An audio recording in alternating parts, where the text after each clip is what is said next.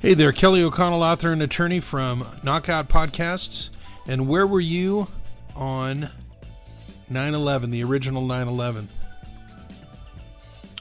I was working in a restaurant. I had just finished my thesis. I got a joint degree, law degree and a government degree, and was first day in this restaurant in Virginia. And somebody said, "Come here, look at this." And I walked around, and they had a little TV in the kitchen. And a plane had flown into one of the trade towers. And then we watched as the other plane flew in. And I knew that it was obviously an attack. And, of course, it didn't surprise me that it was a Muslim or radical Islam attack. So if you remember what you were doing, your reaction. And, you know, Virginia has a lot of military installations. It's got the shipyards down there, but it's got a lot of military people living there. And then it's attached to Washington, D.C., and everything was locked down, and it was pretty grim, and we didn't know what was going on. And the impression, of course, was that it was a lot bigger than it turned out to be in terms of how far-flung or widespread it was across the United States. Now, a friend of mine just told me the other day that, and it's my publisher at Canada Free Press, Judy, and she told me that she knows a lot about Afghanistan, by the way, and had long connections there, and she knew one of the leaders of the opposition to the Taliban, or to the Al-Qaeda, or whatever it was at the time. And she told me that person knew about the plot to bomb the trade towers to take them down, and that he had called the, I think he had called the United Nations to try to get a hold of the president, and they thought it was a hoax and they didn't respond to it. That's what she said. And I'll try to get you some more information on that. But anyway, it was a day that changed everything. Now, let me ask you this. Where are we at? Are we ahead of where we were, or are we behind where we were immediately after we had taken over Afghanistan and kind of established ourselves? And we attacked Iraq, took it over, did what we could to build up democracy there. Then we went into Afghanistan, and in your opinion, was it a mistake, or was it the right choice to go into Iraq? Was it the right choice to go into Afghanistan? Now, the way that Joe Biden left, it looks like the whole thing was a mistake. And do you agree with that? I've been told by other people that we could have gone in and out in about 3 years. We could have gone in and wiped out the radical Muslims and then left behind a small contingent, more than we have there right now. We had a massive air base in Bagram. We abandoned that. In the next 3 years, it's believed that China is going to go in and take that over if the Taliban doesn't have it. And that China has already taken over the, if you can imagine this, they've taken over the embassy. So it's really something what Biden did. Nobody seems to agree with it. Even Joe Biden's team, his administration, is very, very uncomfortable. Jen Psaki, who, when I first saw her, I thought, yeah, she's okay. And now I think she's just a complete cover-up person. Somebody that is just there, a suck-up. Somebody who's smug, who talks down to people, who always acts like she's got a right to be offended, or at least to be annoyed by the wrong questions when Joe Biden was totally out of control.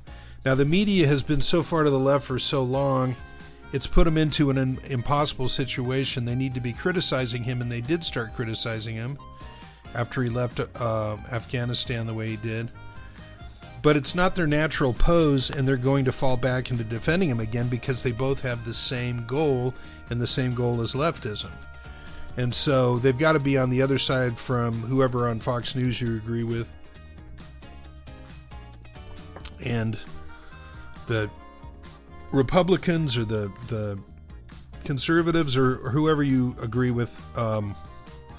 But it's something else. It's hard to get your mind around it. But anyway, I've got an article I'm going to publish tomorrow in Canada Free Press on reflections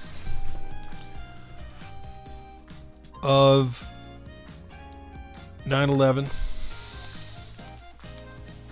Old lessons trashed by Biden's mayhem machine. Mayhem. And then America must recommit to world liberty, which includes fighting jihadists. Okay, 9/11 lost lessons. I thought about, when we left Afghanistan the way that we did, we left our people there, we left our allies there, and there's supposedly now been 100,000 people killed after we left. A lot of that would be the blood is on our hands. And so I started to think, what are the lessons that we knew at one point and we gave up through Biden? Now, they talk about the New York Times, which is always defending Biden. They came up with the Biden doctrine, and I didn't know that cutting and running or abandoning or betraying your allies, leaving people behind, giving your enemies aid and support by giving them billions of dollars in weaponry. I didn't know there was a doctrine attached to that. I'm shocked. But here's 9/11 lost lessons. Contemplating 9/11, who would have guessed that Joe Biden would so completely trash and invert American values and U.S. military so badly that exiting Afghanistan would turn into the Bay of Pigs, which was an attempt to help rebels in Cuba to take over their government, and Castro. And yet it was inevitable because Joe Biden's only purpose in life as first zombie in chief is to repudiate all Trump policies and to advocate for global socialism. Now, Biden's administration is the Titanic, Columbia Space Shuttle, General Custer's Last Stand, Fast and Furious and Benedict Arnold, all rolled into one. And is Barack Obama, apparent crypto-Muslim, the obdurate ringleader behind the crown? Because a lot of people that have been brought into the government of Biden are old Obama appointees. And then the question is, of course, if Biden doesn't really know what's going on, and it's apparent that he does not completely understand what's happening around him, somebody's got to be pulling the strings, and the individual with the most power, the most cachet, the most influence, the most connections is Barack Obama. It's common sense, because it was Barack Obama's vice president, to assume that he's the one who's calling the shots. But if it's somebody else, who is it?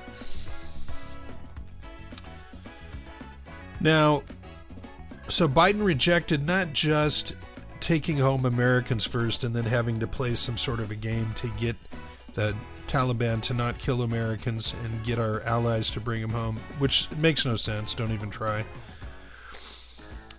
But there were important lessons learned during the 9/11 attack, and Joe Biden, in bailing out, seems to have rejected all of them. So here I go over 7 of them for you. First, the war between the West and radical Islam is permanent and will never end, and perhaps you need to study Islam a little bit to know that there's always a war. Now, why do I say that?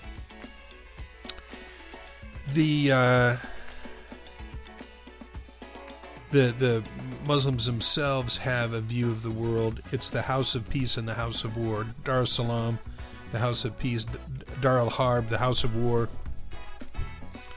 So, if you're in an Islamic land, you have to get a capitation tax. You have to pay a yearly tax so that you enter a treaty. And in the treaty, you agree not to attack Islam. Which is, fairly primitive way to see things, isn't it? To say the least. And the jizya. And so the Muslims see this as a permanent war. Why shouldn't we? Now, second, that for now Americans must be the biggest player and permanently committed to battling radical Islam. We have to, because we're the only game in town. We're the only one who's big enough or has the commitment level or used to fight and to continue to fight. Third, we must not try to negotiate with radical Islam or give them material aid. We just are negotiating right now. There is a plan with Biden, because he's so nuts, to recognize the Taliban. And we've already given them $80 billion or $100 billion in radical or material aid for their military. He should be impeached just for that. Fourth, we must always give total devotion to American citizens and allies. We didn't do that. What's the upshot of not doing it? 5, we must destroy radical Islam whenever convenient or necessary. Goes without saying. 6, America must likewise commit to our allies, the same way that we commit to our friends, or our citizens, pardon me. And 7, we must understand that this is a war of religion, and it's a war of religion because no matter what you believe, by the way, it's a war of religion. Inside of the worldview of Islam, there are the Muslims, the Shia, and the Sunni. And there's a couple of other groups, actually, that I won't bother. But there are other groups that somehow are out there, and one of them is the devil worshippers. And I can't remember their name. But it's the... Their leader is the peacock.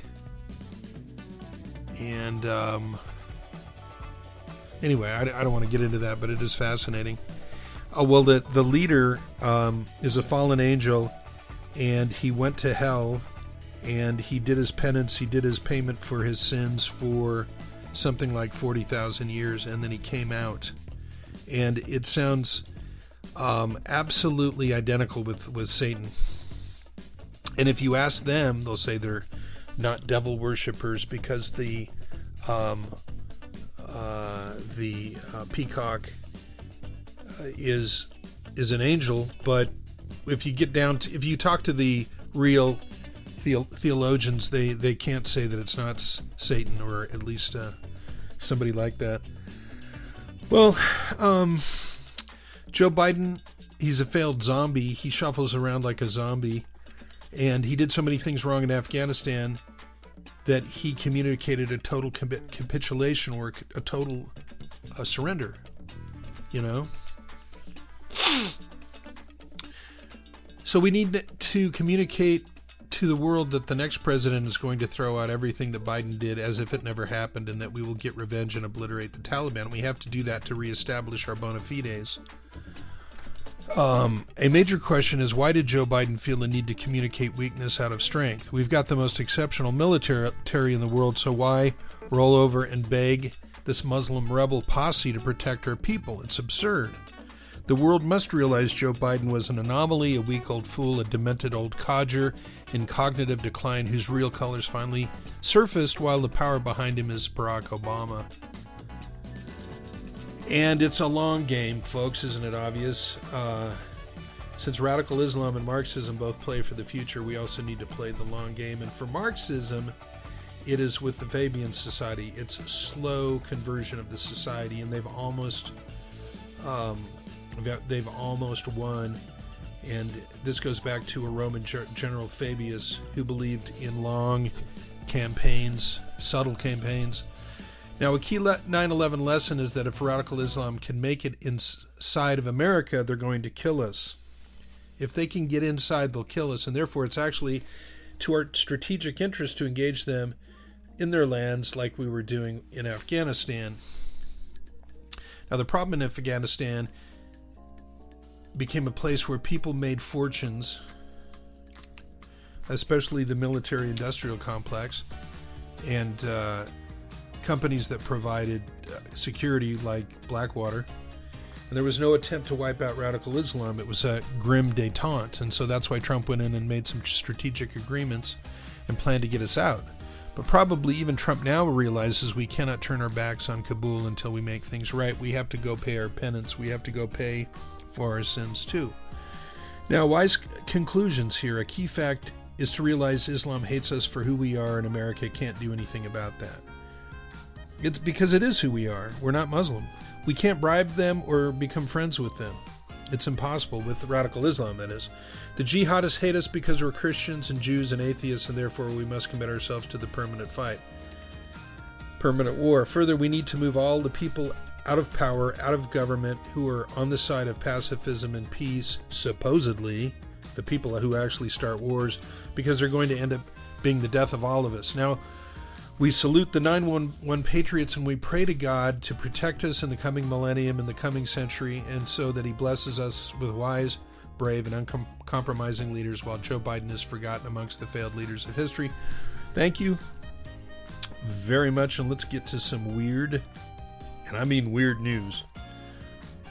Okay, this is under the category of politics is very dangerous. A Texas man killed a woman and shot her husband because they voted for Biden.